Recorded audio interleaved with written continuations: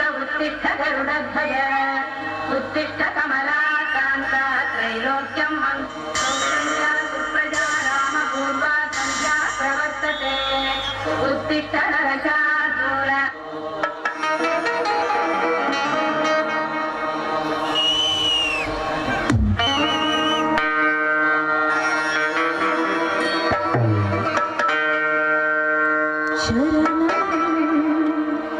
शरणं शरणं देवी कृपा करे पालसु बडवरता देवी श्री गौरी शरणं शरणं शरणं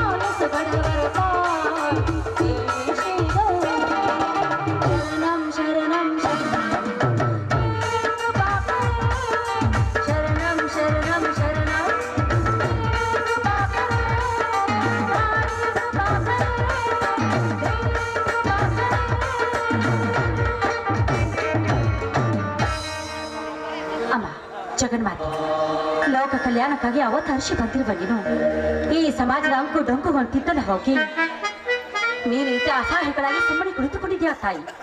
ಅದರದೇ ಈ ಬಡವರ ಹೆಣ್ಣು ಮಕ್ಕಳಿಗೆ ನೀನು ಕೊಡುವ ಶಿಕ್ಷೆ ಕೂಡ ಇದೇನಾ ಹೇಳು ತಾಯಿ.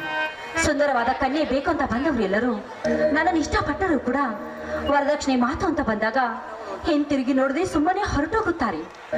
ತಂದೆ ತಾಯಿಯನ್ನು ಕಳೆದುಕೊಂಡು ತಪ್ಪಲಿ ಆಗಿರುವ ಆ ನನ್ನ ತಮ್ಮನನ್ನು ವೀರ ಸಂಗೊಳ್ಳಿ ರಾಯನಂತೆ ಚೋಪಾನ ಮಾಡುತ್ತಿರುವೆ. ತಂದೆ ತಾಯಿ ಬಂದು ಬಳಗದ ಸ್ಥಾನವನ್ನು ನಾನೇ ತುಂಬುತ್ತಿರುವೆ. ಅಂದಮೇಲೆ ನನ್ನ ಬಾಳಿಗೆ ಯಾಕೆ ತಾಯಿ ಈ ವಿಧಿಯ ಆಟ? ಇಲ್ಲಿವರೆಗೂ ಕೊಟ್ಟಿರುವ ಶಿಕ್ಷೆ ಸಾಕು ತಾಯಿ. ಇನ್ಮೇಲಾದ್ರೂ ಈ ಬಡವರ ಮೇಲೆ ಕರುಣೆ ತೋರಿಸು ಅಂತ ನಾನಿಲ್ಲಿ ಶಿರಬಾಗಿ ಬೇಡಿಕೊಳ್ಳುವೆ ತಾಯಿ, ಶಿರಬಾಗಿ ಬೇಡಿಕೊಳ್ಳುವೆ.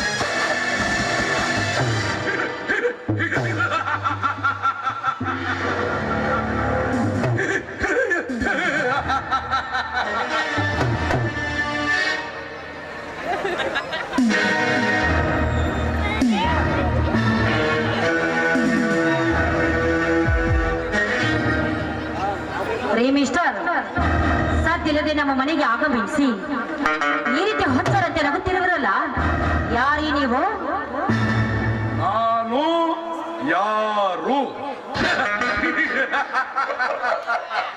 ನಿಮ್ಮಂತ ಯೌವನ ತುಂಬಿದ ಸುಂದರ ರಮಣೀಯರ ಸ್ವರ್ಗದ ಬಾಗಿಲವನ್ನು ತೋರಿಸಲು ಬಂದ ಸರ್ದಾರ್ ರಸಿಕರ ರಾಜ.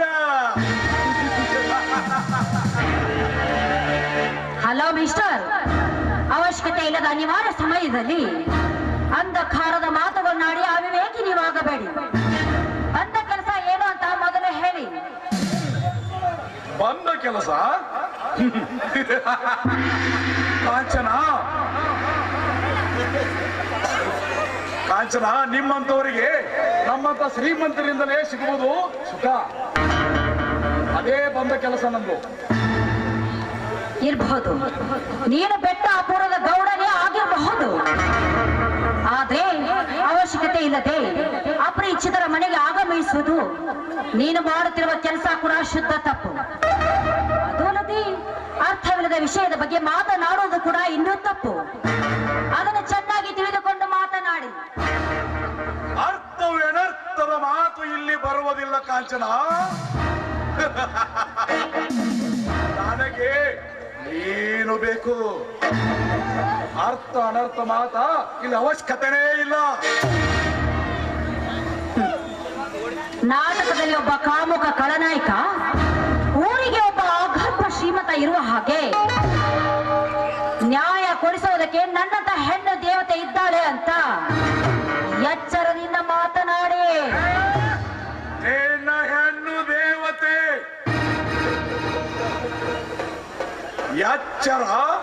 ಎಚ್ಚರದಿಂದ ಮಾತನಾಡಲು ನಾನೇನು ಹುಚ್ಚನಲ್ಲ.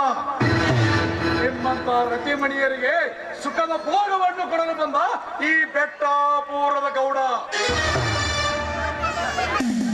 ತ್ಯಾಗರಾಜನ ಹೆಸರಿನ ಅರ್ಥ ನಿನಗೇನಾದ್ರೂ ಗೊತ್ತೇನೋ? ಯಾಕಂದ್ರೆ ರಾಜ ಪಟ್ಟದ ಜೊತೆಗೆ ತನ್ನ ಹೆಂಡತಿ ಮಕ್ಕಳನ್ನು ತ್ಯಾಗ ಮಾಡಿ ಜಗವೆಲ್ಲ ಮಲಗಿಕೊಂಡಾಗ ಬುದ್ಧನೊಬ್ಬ ಎದ್ದನೆಂಬಂತೆ ಹಗಲು ರಾತ್ರಿ ಎಲ್ಲವನ್ನು ತ್ಯಾಗ ಮಾಡಿ ಈ ರಾಜ್ಯವನ್ನು ತ್ಯಾಗ ಮಾಡಿದಲ್ಲದೆ ಪುಟ್ಟ ಬಟ್ಟೆ ಮೇಲೆ ಬರಿಗೈಯಿಂದ ಹೊರಟು ಹೋದನಲ್ಲ ಆ ಬುದ್ಧ, ಅವನೇ ನಿಜವಾದ ತ್ಯಾಗರಾಜ. ಅಷ್ಟೇ ಯಾಕೆ, ತನ್ನ ಶೀಲವನ್ನು ಕಾಪಾಡಿಕೊಳ್ಳುವುದಕ್ಕಾಗಿ ತನ್ನ ಗಂಡನನ್ನು ತ್ಯಾಗ ಮಾಡಿದರಲ್ಲ ಆ ಕಡ್ಲಿ ಮಟ್ಟಿ ಕಾಶಿಬಾಯಿ, ಅವಳೇ ನಿಜವಾದ ತ್ಯಾಗಮಯಿ. ಅದು ನಿನ್ನಂತ ಭಂಡಕೋರರಲ್ವೋ?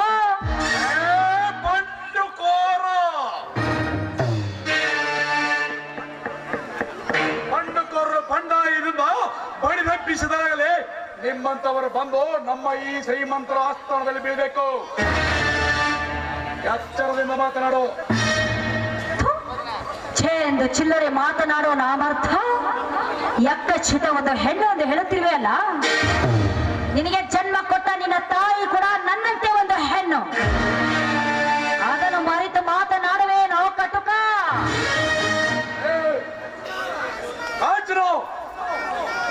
ಬೆಂಕಿ ಬಿರುಗೋಳು ఎవರಾದರೂ ಎಂದು ಸೋಲದನ ಈ ಚೌರೇಗೌಡ. ಉಜ್ವಲಿಸುವ ದೀಪಕ್ಕೆ ಭಂಗ ತರೋ ಭಂಡ ನೀನು. ಮುಂದೊಂದು ದಿನ ಉರಿಯುವ ದ್ವೇಷದ ಬೆಂಕಿಯಲ್ಲಿ ಬಿದ್ದು ಸತ್ತು ಹೋಗುವುದು ಖಂಡಿತ. ಬೆಂಕಿ ಬಿರುಗಾಳಿಯೇ ಈ ಚೌರೇಗೌಡನಿರುವ ಅದ್ಯಾವ ಬೆಂಕಿ ನನ್ನ ಸುಟ್ಟು ಹಾಕುತ್ತೆ. ನಾನೇನು ನಟಿಸಲು ಹುಚ್ಚರಲ್ಲ. ಒಮ್ಮಡೆ ನನ್ನ ಮಾತಿಗೊಪ್ಪಿದರೆ ನನ್ನವಳಂತ ನಡೆದರೆ ಸರಿ, ಯೋಚಿಸು. ಬಾಯಿ ಬಿಗಿ ಹಿಡಿದುಕೊಂಡು ಮಾತನಾಡು. ಬಾಲ ಬಿಚ್ಚಲು ಬಂದಿದ್ದೆ ಆದ್ರೆ ನಿನ್ನ ಬಾಲವನ್ನು ಕತ್ತರಿಸಿ ಹಾಕಬೇಕಾದಿತ್ತು. ಬಲು ಎಚ್ಚರ ಹೇಳುವ ಪಡ ಹೆಣ್ಣೆ. ಎಚ್ಚರ ಹೇಳಿದಂತ ಅದೆಷ್ಟೋ ಹೆಣ್ಣು ಹಾಳಾಗಿ ಹೋಗಿದ್ದಾರೆ ಈ ಚೌರೇಗೌಡನಿಂದ. ಏನೋ ಗೌಡ, ಅಹಂಕಾರವನ್ನು ಅರಗಿಸಿಕೊಂಡು ಅಟ್ಟಹಾಸದಿಂದ ಮೆರೆಯುವ ನಿನಗೇನೋ ಗೊತ್ತು? ಈ ಹೆಣ್ಣಿನ ಸೊತ್ತು, ಹೆಣ್ಣಿನ ಸೊತ್ತು ಬಡಪಾಯಿಗಳು ನಮ್ಮಂತ ಶ್ರೀಮಂತರ ಮಂಚಕ್ಕೆ ಬಂದರೆ ಅದೇ ಅವರಿಗೆ ಸೊತ್ತು. ಸಿರಿ ಸಂಪತ್ತಿನ ಆಸೆಗಾಗಿ ಜೀವನದಲ್ಲಿ ಬೆಳದಿಂಗಳ ಬಾರಿ ಆಗುವುದನ್ನು ಆ ಧರ್ಮ ದೇವತೆ ನನ್ನ ಹಣೆಯಲ್ಲಿ ಕೂಡ ಬರಲಿಲ್ಲ. ಅಂದಮೇಲೆ ಕಾಮದ ಕರಾಳ ರಾತ್ರಿ ನಿದ್ದೆಯಲ್ಲಿ ಕನಸು ಕಾಣಬೇಡ ನೀನು. ಕನಸು ಕಾಣಲು ನಾನೇನು ಹುಚ್ಚನಲ್ಲ ಕಾಂಚನ, ಹುಚ್ಚನಲ್ಲ. ನಿಮ್ಮಂತ ಅಂದ ತುಂಬಿದ ಈ ಚಂದುಳ್ಳಿ ಚಳಿಯರ ರಸಿಕತನವನ್ನು ಬಯಸುವವನು ಈ ಜವರೇಗೌಡ. ನಿನ್ನ ರಸಿಕತೆ ಮಾತಿಗಿಷ್ಟ ಬೆಂಕಿ ಹಾಕ. ಗಂಡ ಗಂಡಸರು ಸುವಾನಿ ಹೆಸರೇ ಹೇರೋದಕ್ಕೆ ನಾನಿನ ಮಲ್ಲಿಗೆ ಹೂ ಅಲ್ವೋ? ಈ ಹೂವನ್ನು ದಕ್ಕಿಸಿಕೊಳ್ಳುವನೆಂದು ಕೈ ಹಾಕಿದರೆ ಅವನ ಕೈಗೆ ಚುಚ್ಚುವ ಗುಲಾಬಿ ಹೂ ನಾನು. ಅದೇ ಮುಳ್ಳಿನಿಂದಲೇ ಈ ಗುಲಾಬಿಯ ರುಚಿ ಅನುಭವಿಸಬೇಕು. ಬೇಡಿಗೌಡ್ರಿ, ದಯವಿಟ್ಟು ನನ್ನನ್ನೇನು ಮಾಡಬೇಡಿ. ನಿಮ್ಮ ಕೈ ಮುಗಿತೀನಿ, ನನ್ನನ್ನು ಬಿಟ್ಟುಬಿಡಿ. ನೋಡ್ ಕಾಂಚನ, ನೀನು ಹೇಳ್ದಂಗೆ ನಾನು ಹೊರಟು ಹೋಗ್ಬೇಕಾದ್ರೆ ಒಂದು ಹಾಡು ಮೂಲಕ ನೀನು ನನ್ನನ್ನು ಕಲಿಸ್ಬೇಕು. ಸರಿ, ನಿಮ್ಮ ಇಚ್ಛೆಯಂತೆ ಆಗ್ಲಿ.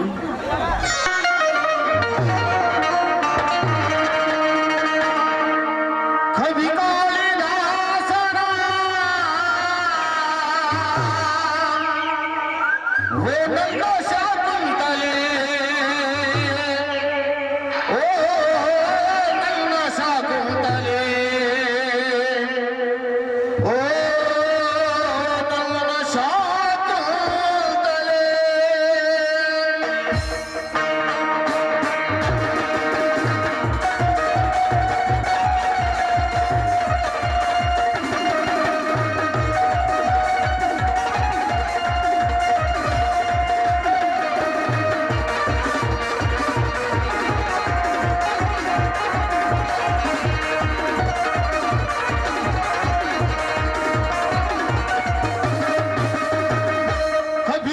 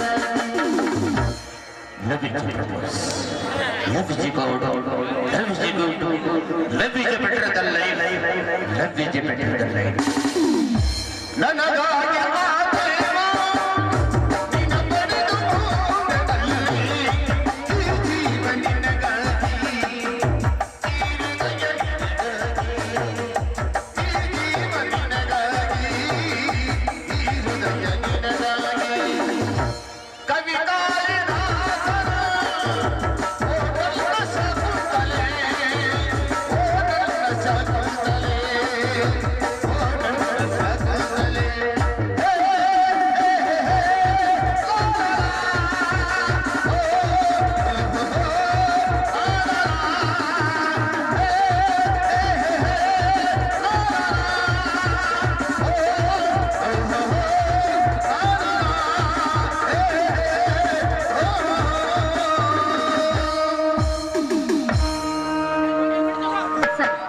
ನಿಮ್ಮ ಇಚ್ಛೆಯಂತೆ ನಡೆದುಕೊಂಡಿದ್ದಾಯ್ತಲ್ಲ, ದಯವಿಟ್ಟು ತಾವಿಲ್ಲಿಂದ ಹೊರಟೋಗಿ. ಕಾಂಚನ, ನಾನು ಬಂದ ಕೆಲಸ ನನಗಿನ್ನೂ ತೃಪ್ತಿ ಪೂರ್ತಿ ಆಗಿಲ್ಲ ಕಾಂಚನ. ಏನೋ ಕಾಮದ ಕೊಳಚೆಯಲ್ಲಿ ಬಿದ್ದು ಒತ್ತಾಡುವ ಕತ್ತೆ, ಒಂಟಿ ಹೆಣ್ಣಿಗೆ ಇಲ್ಲ ಸಲ್ಲದ ಮಾತುಗಳನ್ನಾಡಿದ ನದಿ ನನ್ನ ಮೈ ಮೇಲೆ ಏರಿ ಬಂದಿದ್ಯಾ ಆದ್ರೆ ನಿನ್ನ ಪರಿಣಾಮ ನೆಟ್ಟಗಾಗುವುದಿಲ್ಲ, ಎಚ್ಚರ. ಹಾದರದ ಹೆಣ್ಣೆ, ನನಗೆ ಪರಿಣಾಮ ನೆಟ್ಟಗಾಗಕ್ಕಿಲ್ಲ ಅಂತ ನನಗೆ ಎಚ್ಚರಣ. ನಿನ್ನನ್ನು ಹಾಗೆ ಬಿಟ್ರೆ ನನ್ನ ಪ್ರಶ್ನೆನೇ ಹೋಗುತ್ತೆ.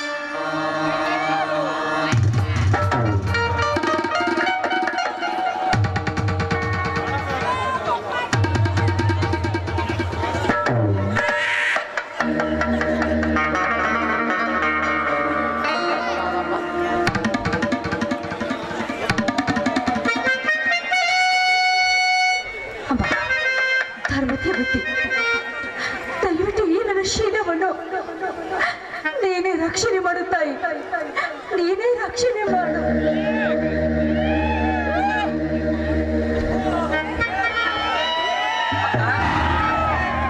ಅಕ್ಕ,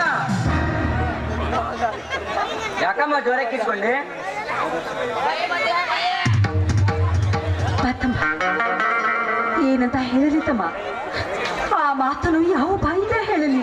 ಅಕ್ಕ, ನಡೆದ ವಿಷಯವನ್ನು ಬಿಚ್ಚಿ ಹೇಳಿದ್ರೆ ಅರ್ಥ ಆಗುದಿಲ್ಲ ನಿನ್ ತಮ್ಮನಿಗೆ. ಏನಾಯ್ತು ಹೇಳಕ್ಕ? ಹೇಳ್ತೀನಿ ತಮ್ಮ, ಹೇಳ್ತೀನಿ. ಆ ಧರ್ಮ ದೇವತೆ ಪೂಜೆ ಮಾಡಿ ಭಕ್ತಿಯಿಂದ ಮಗ್ನಳಾಗಿ ನಿಂತುಕೊಂಡಾಗ ನನ್ನಲ್ಲಿ ವಿಚಿತ್ರವಾದ ನಿದ್ದೆ ಒಂದು ಆವರಿಸಿಕೊಂಡಿತ್ತು. ಆವರಿಸಿದ ಮೇಲೆ ಏನಾಯ್ತಕ್ಕ? ಮುಂದೆ ಬೇಗ ಹೇಳು. ಹೇಳ್ತೀನಿ ತಮ್ಮ, ಹೇಳ್ತೀನಿ.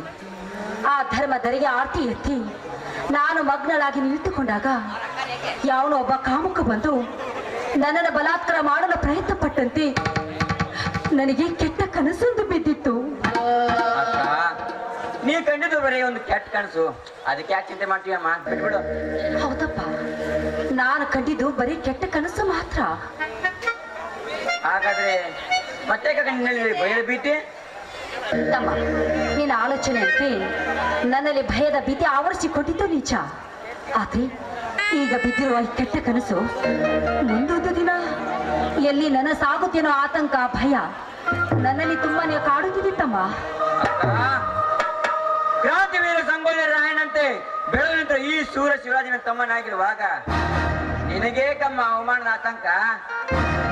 ಕತ್ತು ಕತ್ತರಿಸಿ ನಿತ್ಯ ಗರ್ಜಿಸುವ ಜಯಸಿಂಹ ನಾನಾಗಿರುವಾಗ ನನಸಲ್ಲ ಕನಸೂ ಕೂಡ ಬೀಳಬಾರ್ದ ಕಾಣಿನಲ್ಲಿ.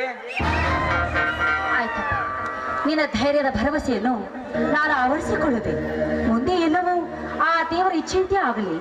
ಅಕ್ಕ, ಸರಳ ಸಜ್ಜನತೆ ಮೂಲ ಮಂತ್ರವನ್ನೇ ಹೊತ್ತು ಬರುತ್ತಿರುವ ಬಡವರು ನಾವಾಗಿರುವಾಗ ಆ ದೈವಿಚ್ಛೆ ನಮಗೆ ಒಳ್ಳೆಯದನ್ನೇ ಬಯಸುತ್ತೆ. ನೀನೇ ಚಿಂತೆ ಮಾಡಬೇಡ, ಬಿಟ್ಬಿಡಕ್ಕ. ಹೌದು ತಮ್ಮ, ನೀನು ಹೇಳುವ ಮಾತು ನಿಜ. ಯಾಕಂದ್ರೆ ಎಷ್ಟೇ ಆದ್ರೂ ನೀನನ್ನು ಒಡ ಹುಟ್ಟಿದ ತಮ್ಮನಲ್ವಾ? ಅಕ್ಕ, ಈ ತಮ್ಮನ ಸಂತೋಷಕ್ಕಾಗಿ ಒಂದು ಸಂತೋಷದ ಹಾಡು ಅನ್ಬಾರ್ದ? ಅಯ್ಯೋ, ನೀನು ಹೇಳಿದ್ಮೇಲೆ ಇಲ್ಲ ಅಂತ ಹೇಳ್ತೀನ ತಮ್ಮ. ನೀನು ಹೇಳಿದಂತೆ